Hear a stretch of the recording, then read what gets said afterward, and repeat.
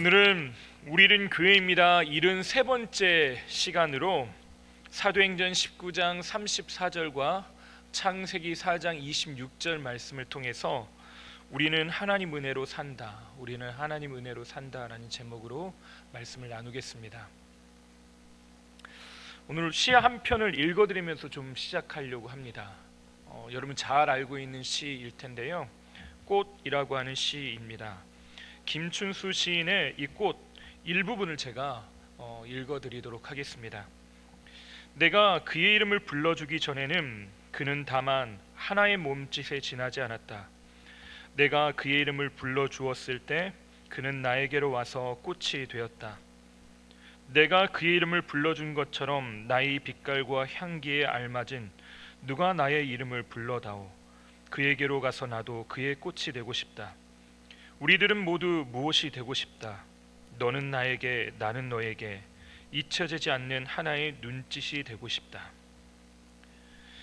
김춘수 시인에 대해서 여러 가지 견해도 있겠지만 이 꽃이라고 하는 시만큼은 국어교과서나 수능시험에 나올 정도로 매우 유명한 시입니다. 시에 대해서 생각을 그렇게 많은 것을 알지 못하더라도 한 번쯤은 들어봤을 만한 시일 것 같습니다. 며칠 전에 어느 권사님과 대화를 나누면서 제가 시인들은 정말 대단한 것 같다라는 말씀을 드린 적이 있습니다. 제가 느끼기에 정말로 시인들에게는 특별한 능력이 하나가 있는데, 세상에 주목받지 않았던 어떤 존재를 시인의 눈으로 바라보면 그걸 언어로 표현할 때 새로운 세상이 거기에 펼쳐지기 때문에 그렇습니다. 그렇게 대화를 마치고 길을 걸어가다가 보도블록 사이에 자라고 있는 이름 모를 꽃 한 송이를 보게 되었습니다.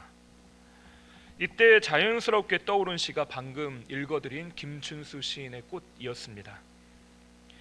김춘수 시인에게도 들에서 아무렇게나 흔들리고 있던 그 존재, 그것이 시인의 눈으로 가만히 들여다보고 언어로 표현할 때 그것이 꽃이 되었다고 말을 합니다. 어쩌면 그것이 진짜 꽃이 아니었을지도 모르겠습니다. 하지만 그것의 이름을 부르기 시작할 때 자기에게는 가장 의미 있는 존재가 되었다는 말이겠죠. 이것은 오늘날 우리의 삶에도 그대로 적용되는 것 같습니다. 우리도 오늘 많은 경우 특별할 것 없는 반복되는 매일의 삶을 살아가고 있습니다. 권투럽게 아침에 일어났다가 밥 먹고 열심히 일하다가 밤을 지새우기도 하고 또 잠에 들고, 이런 반복된 일상 속에서 우리는 기쁨을 빼앗기는 순간들이 존재합니다. 나의 하루가 아무런 의미 없는 것 같고 어떻게 살아야 될지도 가늠하지 못하고 그냥 사라지는 대로 살아갈 때도 있는 것 같습니다. 그러나 여기에 특별한 의미를 부여하기 시작하면 지금까지와 전혀 다른 의미의 세상이 열리게 된다는 거죠. 반대로 나의 힘으로는 도저히 해결할 수 없는 어려운 시간들을 보내고 계시는 분도 계십니다. 삶의 곤고함이 날벼락처럼 내 앞에 떨어져서 내 삶을 이리저리 흔들어 놓는데 도저히 정신 차릴 힘도 없고 능력도 없고 감당할 힘도 없고 불안과 염려가 나를 엄습해오는 순간들이 우리에게 존재하더라는 거죠. 이럴 때 할 수 있는 것이 아무것도 없습니다. 울거나 걱정하는 것 외에는 아무것도 할 수 있는 것이 없는 것처럼 느껴지죠. 그러나 그럼에도 불구하고 우리가 해야 될 것이 있습니다. 스쳐 지나가고 가까이 있지만 그냥 외면하였던 이름 하나를 발견하는 것입니다. 그 이름이 무엇이냐? 예수 그리스도입니다. 예수님의 다른 이름, 예수는 저들의 죄에서 저들을 죄에서 구원하겠다라고 하는 구원자라고 하는 이름이 예수입니다. 그런데 또 다른 이름을 하나 주셨습니다. 예수님의 또 다른 이름은 임마누엘입니다. 우리와 함께 하신다. 예수님은 늘 거기 그 자리에 계십니다. 내가 인식하든 인식하지 않든, 내가 느끼든 느끼지 못하든 그것과 상관없이 우리와 함께 하신다고 분명히 약속하셨습니다. 내가 그분을 붙들고 놓지 않고 있는 순간에도 예수님은 함께 계실 뿐만 아니라 내가 그 손을 놓고 싶을 때, 때로는 그 손을 잡고 있는지도 모르고 있는 그 상태에도 예수님은 우리와 함께 하신다고 임마누엘의 약속을 주셨습니다. 요즘 새벽마다 로마서 말씀을 살펴보고 있는데, 로마서 말씀 중에서 항상 제 가슴을 벅차게 만드는 말씀 한 구절이 있습니다. 그 말씀은 하나님이 나를 언제부터 사랑했는지에 대한 이야기입니다. 하나님이 나를 언제부터 사랑하셨을까라는 질문을 하면 일반적으로 머릿속에 떠오르는 건 내가 무언가를 사랑할 때입니다. 무언가를 언제부터 사랑하고 어떻게 사랑했는가. 보통은 예쁘거나 예쁜 짓 하거나 좋아 보이거나 사랑할 만한 구석이 있거나 눈에 들어왔을 때입니다. 그럴 때 사랑을 해요. 하나님이 나를 그렇게 사랑하신다면 내가 하나님 눈에 들었을 때 사랑하시거나 예수를 믿는다고 말할 때 사랑하거나 적어도 착하게 살려고 노력할 때 사랑하시는 게 맞는 것 같습니다. 하나님 앞에 잘 보이려고 발버둥 치면서 나 여기 있어요 하고 뽐내고 하나님 앞에 그렇게 드러낼 때 나를 사랑하시는 것이 정상적인 것 같습니다. 그런데 이것이 성경엔 나의 착각이라고 말씀하시더라고요. 로마서 5장 8절에 우리가 아직 죄인 되었을 때 그리스도께서 우리를 위하여 죽으심으로 하나님께서 우리에 대한 자기의 사랑을 확증하셨느니라. 언제부터 사랑했다 말씀하시자면 우리가 아직 죄인 되었을 때. 로마서 말씀에 대해서 계속 말씀드리면서 강조한 것이 이 죄가 무엇이냐라고 하는 것에 대해서 성도님들에게 말씀드렸습니다. 죄는 하나님을 떠난 것, 하나님과 멀어진 것 그 자체가 죄입니다. 죄인 되었다라는 건 말하는 무슨 말이냐? 하나님과 완전히 나누어져서 결별되어지고 하나님 결핍 상태, 하나님 부재 상태에 있는 것입니다. 하나님을 알고자 해도 알 수 없는 그런 상태, 다시 말해 하나님 앞에 나아가 뽐내기는커녕 하나님과 멀어져서 하나님의 마음을 아프게 만들고 불편하게 만드는 본질상 진노의 자식, 이 진노의 자식을 있는 그대로 표현하면 화를 돋구는 자녀입니다. 그렇게 살던 존재인데 하나님은 언제부터 우리를 사랑하셨다고요? 그때부터, 죄인일 때부터, 하나님을 내가 아직 모를 때부터, 하나님과 아무런 관계가 없는 존재처럼 살아간 그때부터 하나님은 나를 사랑하기로 결정하셨답니다. 그래서 어떻게 하셨다고요? 나를 위해 죽으셨답니다. 내가 요구하지도 바라지도 그것이 어떤 의미인지도 그것이 나의 삶에 어떤 영향력을 미치는지도 모르는 그때 나를 위해 죽으셔서 내가 김대영 너를 사랑해 라고 하나님이 도장을 꽝 찍어 놓으셨는데 그것이 십자가라고 말하는 거죠. 하나님은 나를 절대로 포기하지 않으시고 사랑한다 말씀하시면서 우리 곁에 계시겠다고 약속하시는 것입니다. 내가 하나님을 알고 있든 알지 못하든 내 마음으로 감정적으로 동의가 되고 느껴지든 그것과 상관없이 하나님은 나를 사랑하기로 결정하셨다는 겁니다. 많은 분들이 오해하는 것 중에 하나가 믿음이라고 하는 걸 어떤 감정적 카타르시스라고 생각을 합니다. 그래서 벅차오르는 그 감격이 있어야 내가 믿음이 있고 구원받았다고 생각을 합니다. 하나님이 나를 만나주셨을 때 우리는 그런 것들을 경험하기 때문에 그렇죠. 하지만 성경은 단 한 번도 믿음은 감정이라고 말한 적이 없습니다. 믿음은 무엇이냐? 우리가 하나님 앞에 구원받는 건 내가 그분을 신뢰하는 것, 의지하는 것 그 자체예요. 우리는 진리를 믿는 사람들입니다. 하나님께서 우리에게 말씀하시는 것은 무엇이냐? 믿음이 구원하지 감정이 우리를 구원한다고 말씀하신 적이 없어요. 나를 위해 사랑하신 그 믿음, 그 사랑을 우리가 오늘 믿음으로 고백하게 내기 시작할 때 우리의 삶이 바뀌는 것입니다. 그것을 믿고 주님을 바라보기로 결정할 때 우리의 삶이 바뀌기 시작하는 거죠. 아담과 하와 사이에서 가인과 아벨이 태어났습니다. 가인과 아벨이 하나님 앞에 제사를 드릴 때 하나님은 가인의 제사를 받지 않으시고 아벨의 제사는 받으십니다. 이것 때문에 가인이 자기 동생 아벨을 죽이게 되죠. 이것이 가인에게는 매우 큰 두려움이었나 봅니다.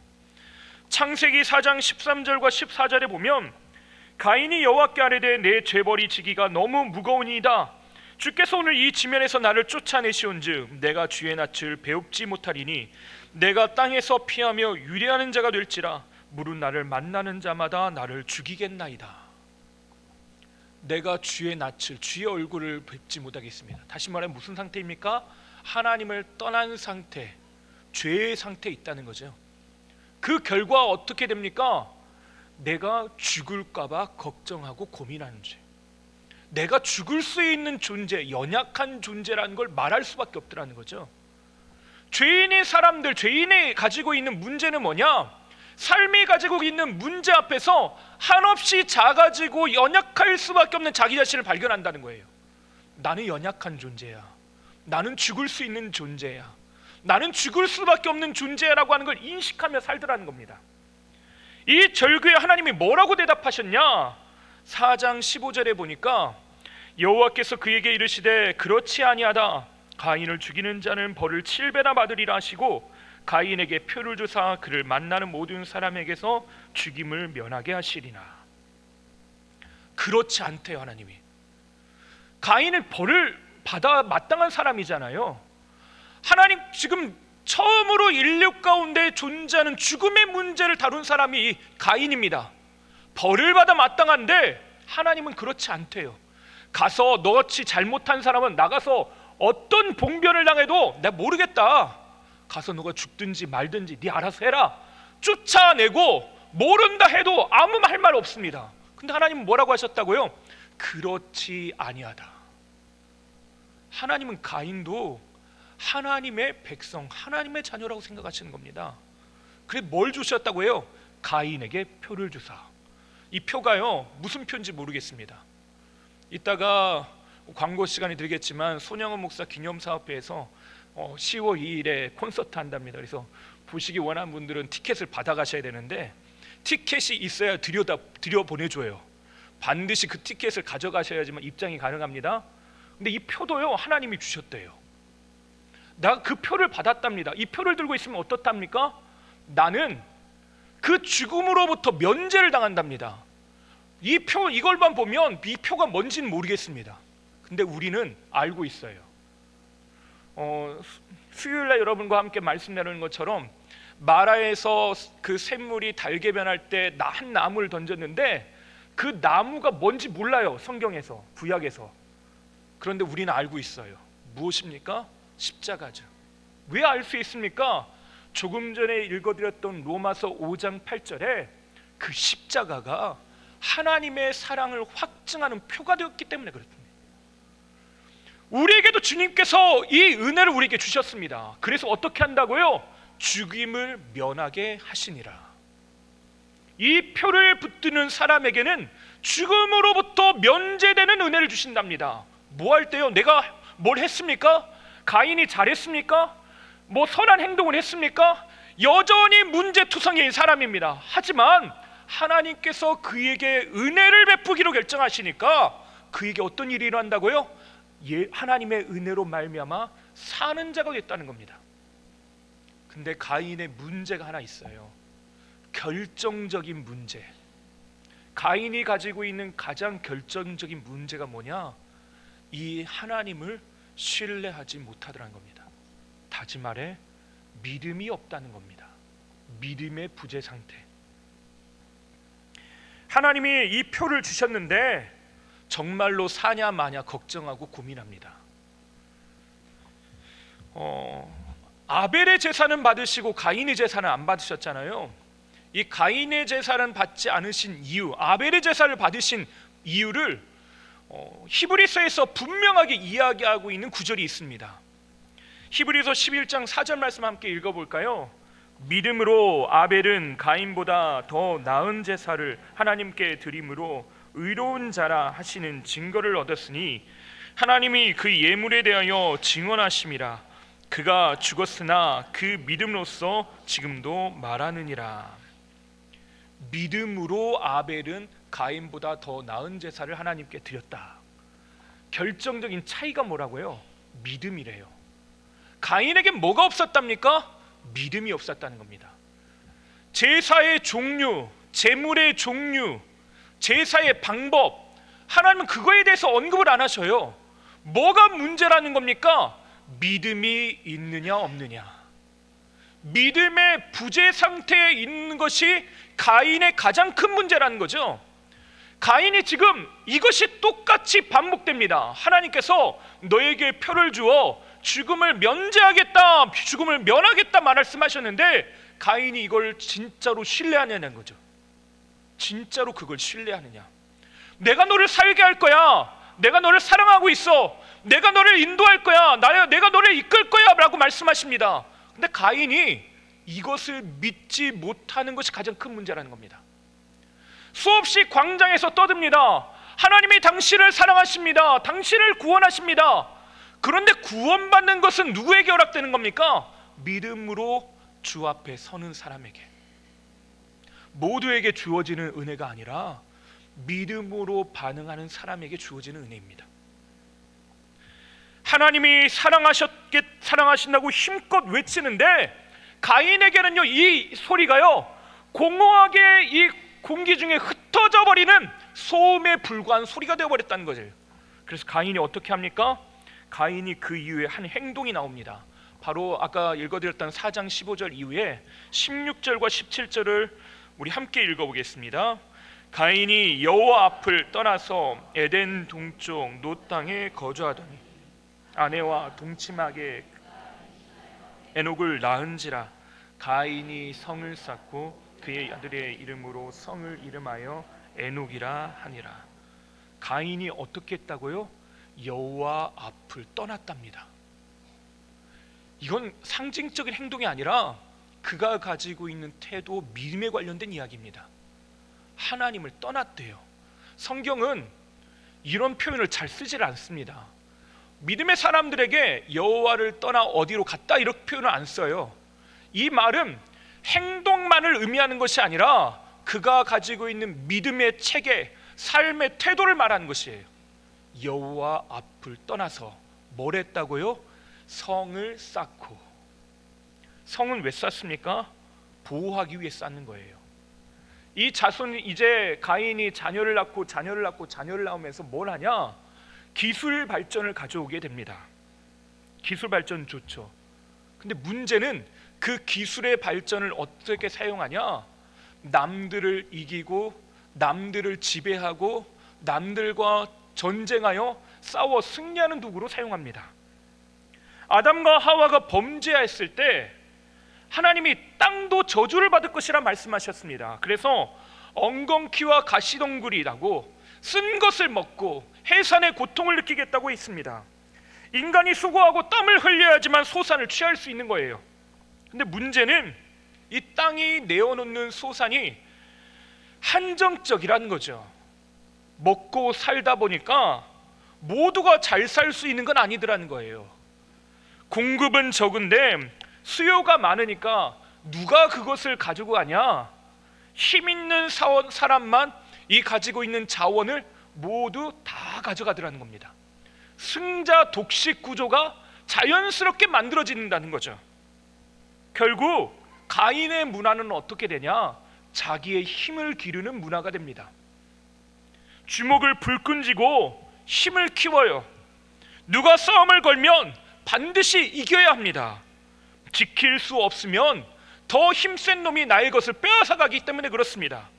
강한 자가 약한 자를 잡아먹고 환경에 적응하면 살아남고 적응하지 못하면 도태되는 약육강식 적자 생존의 상태로 살아가게 되는 겁니다.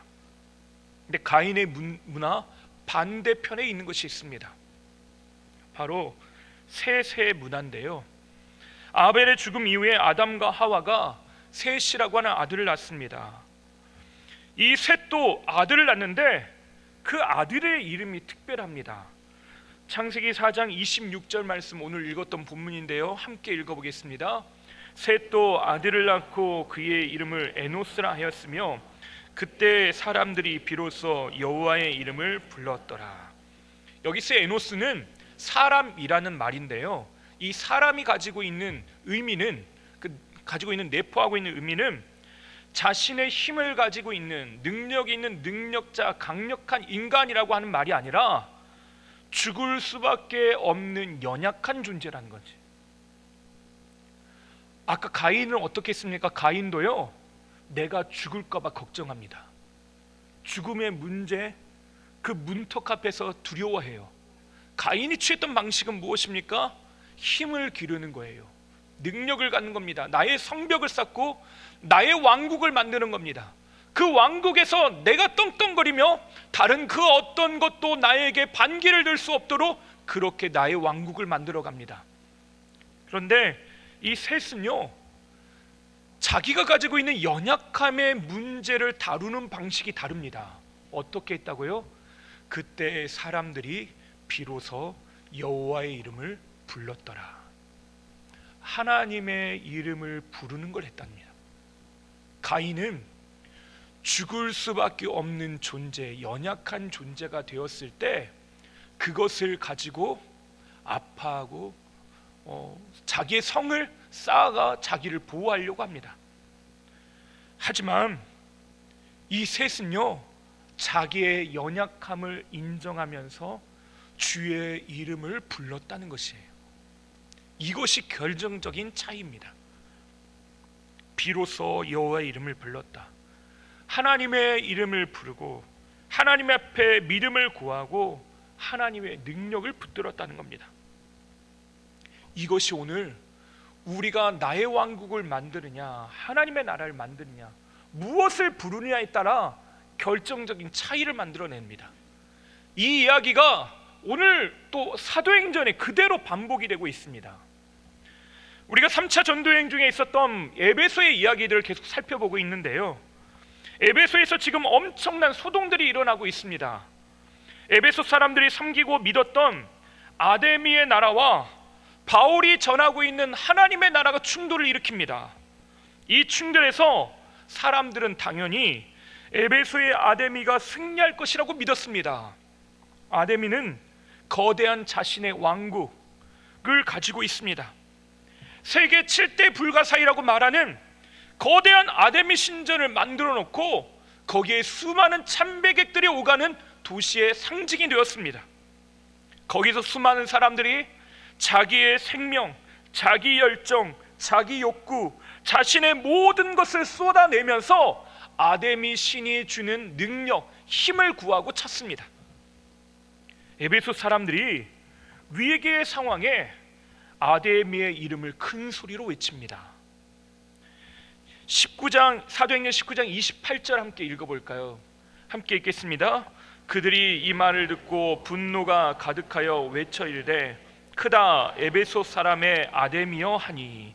34절 오늘 읽었던 말씀 또 한번 읽어보겠습니다. 그들은 그가 유대인인 줄 알고 다 한 소리로 외쳐 이르되 크다 에베소 사람의 아데미여 하기를 2시간이나 하더니. 지금 뭘 한 거냐면요, 우리가 교회에서 하는 행동으로 바꾸자면 통성기도 한 겁니다. 얼마나 했다고요? 2시간 동안이라. 여러분 2시간 동안 통성기도 해보신 적 있으십니까? 결코 쉽지 않습니다. 아데미의 이름을요, 목소리를 고래고래 지르면서 아데미의 이름을 부르고 있는 겁니다. 수많은 사람들이 몰려 나와서요, 아데미 신이 우리를 도울 것이라고 믿고 선언하고 선포하고 있는 것입니다. 이와 비슷한 사건이 어디서 등장하냐? 엘리야와 엘리야의 갈멜산 사건에서 동일하게 나타납니다. 바알과 아세라 제사장과 엘리야가 대결을 벌입니다. 그때 어떤 신이 가장 참 하나님이냐 참 신이냐를 결정짓게 되는데, 하늘로부터 불이 내리게 하는 신, 그리고 비가 내리게 하는 신이 가장 참된 신이라 말합니다. 그때 바알의 제사장들이 어떻게 합니까? 큰 소리를 외치면서 자기를 자해합니다. 그리고 바알이 우리에게 힘을 줄 것이라고 큰 소리를 외치며 떠들고 춤을 추면서 거기에서 난장판을 만들어냅니다. 그런데 엘리야는 어떻게 합니까? 그렇게 하지 않아요. 그냥 하나님 앞에 구합니다. 하나님의 은혜를 구할 뿐이에요. 마찬가지로 바울도 그렇습니다.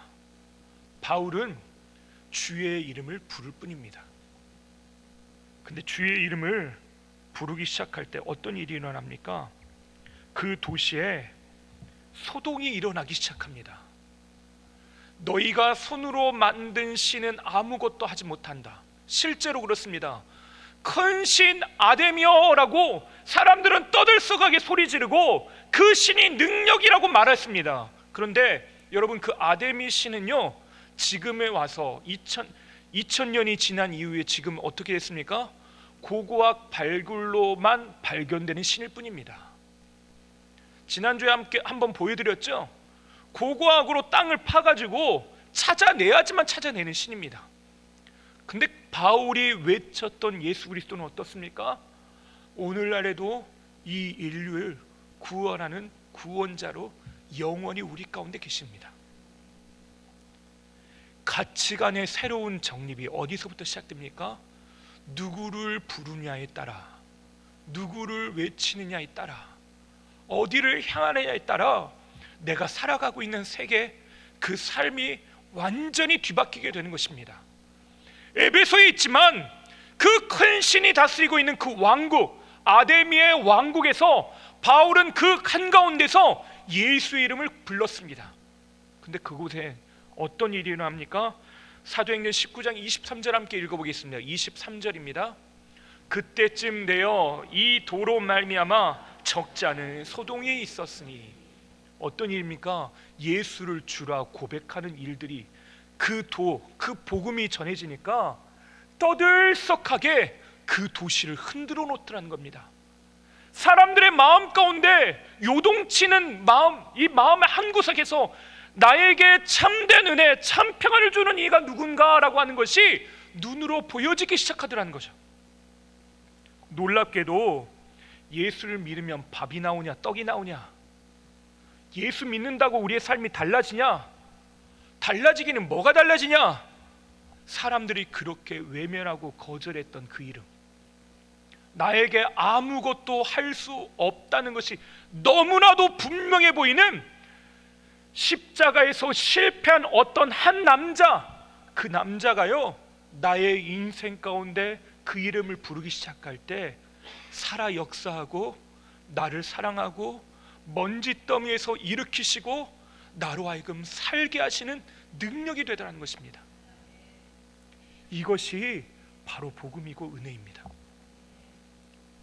에베소 사람들의 눈에 봤을 때는요, 예수님은 실패자에 불과하고, 유대인들에 봤을 때는 유대인의 이단에 불과했습니다.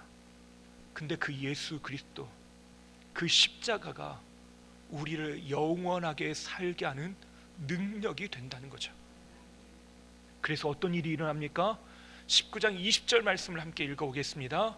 이와 같이 주의 말씀이 힘입어 흥왕하여 세력을 얻으니라.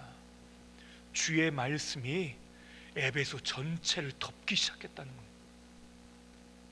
큰 소리로 그 아데미 여신의 소리를 2시간 가까이 외쳤던 사람들, 그 사람도 그 도시를 어찌할 수 없었지만, 그들이 가지고 있는 열매들은 다 사라져 버렸지만, 그 주의 말씀은 꽃은 시들고 풀은 마르지만 다 사라져 없어버리지만, 예수 그리스도의 말씀, 그 살아계신 하나님의 은혜, 그 주의 말씀이 우리의 마음 가운데 흥왕케 되어지고 능력으로 우리 삶에 주어지더라는 거죠.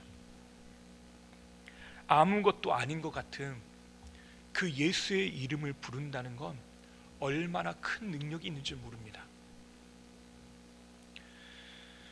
앞서 꽃이라고 하는 시를 여러분에게 소개해 드렸습니다. 이제 우리가 해야 될 일이 뭐냐? 내 옆에 계시는 그 예수님의 이름을 부르기로 결정하는 것입니다. 로마서에서 우리에게 이야기하고 있는 건, 말할 수 없는 탄식 가운데 있을 때 우리를 위해서 대신 간구하시고 기도하시는 분이 계시는데, 그분이 성령님이시랍니다. 우리는 누구의 이름을 불러야 됩니까? 그 하나님의 이름, 주님의 이름을 불러야 합니다. 우리가 어찌 기도해야 될지 모를 때, 무엇을 해야 될지 모를 때 아버지, 아빠, 아버지라고 부르게 하시는 그 하나님의 은혜로 말미암아 우리가 다시 살게 되는 것입니다.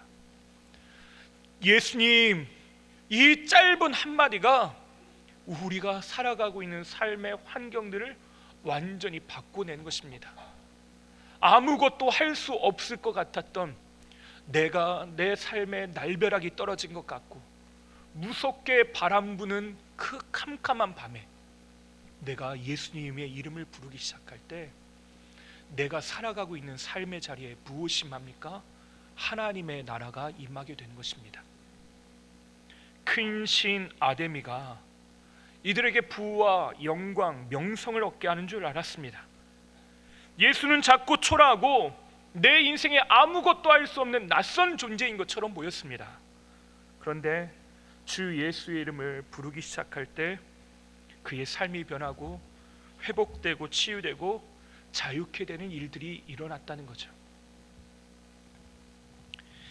예수님 당시에 죄인이라고 부리던 사람들은 쓸모없고 버려진 존재입니다. 그들에게는 하나님의 나라라고 하는 건 그들과는 아무 상관없는 이야기입니다.